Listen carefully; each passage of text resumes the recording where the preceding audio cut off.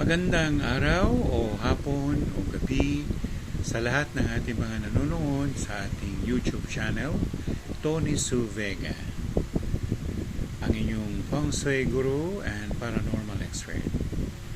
Tatalakayin natin ang enerhiya ng Feng Shui 2024 para sa taon ng Dragon.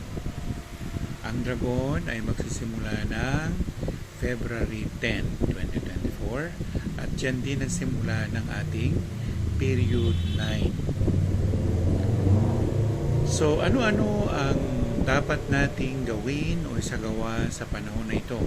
At ano ba ang tinatawag na violent star sa panahon ng Dragon?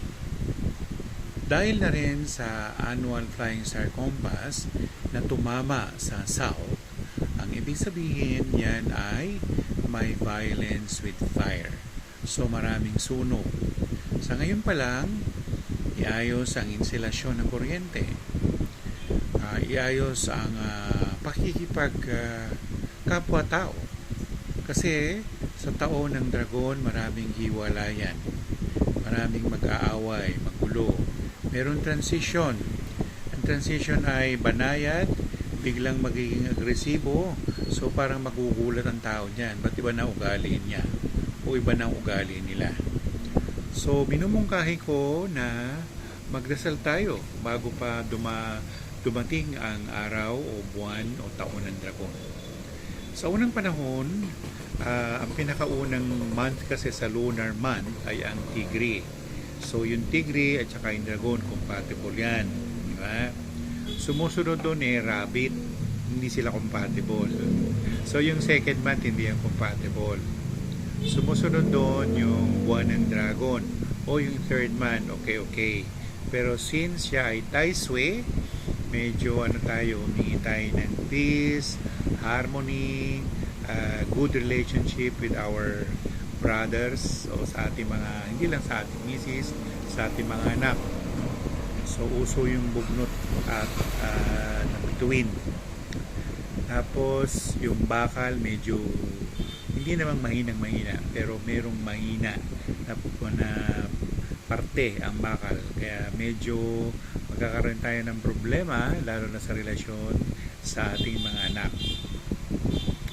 Pero kainaman naman dahil yung star number 4 ay papalo sa northwest, ibig sabihin medyo titiba yung enerhiya ng bakal.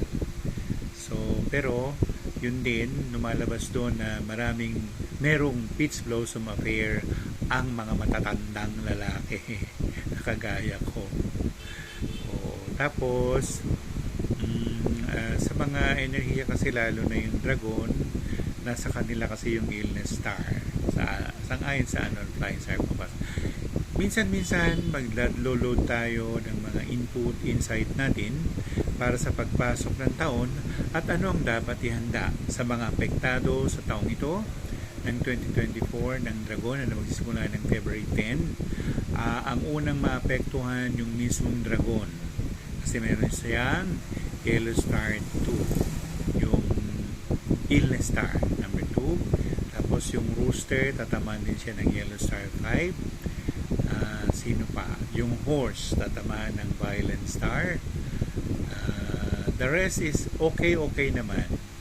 Yung Rat, medyo okay yan kasi kasundo niya ang Dragon at nasa kanya yung energy ng bundok sa taong 2024. So, yung tinitingnan natin kasi yung star number 3 is falling on the center. So, yan, mangyayari nga, mag-aaway-aaway, hindi lang kayo, pamilya, dati mong kaibigan, magkakaaway-away kayo. Since then, dahil ang panahon ng Dragon ay mayroong tinatawag na Huwei, yun ay separation. Medyo mag-iingat tayo sa pagbigkas-bigkas ng salita dahil na rin pwedeng ma-involve tayo sa kasuhan, lalo na yung hindi lang cybercrime, no? Kasama na yung nananahimik ka, isinangkot ka nila. So mga kapatid, hindi lang mga Pilipino, lahat ng mga tao sa buong mundo, mag-ingat-ingat tayo sa panahon ng Year of the Dragon. Sinasabi nila swerte ang Dragon, meron, pero hindi siya 100%.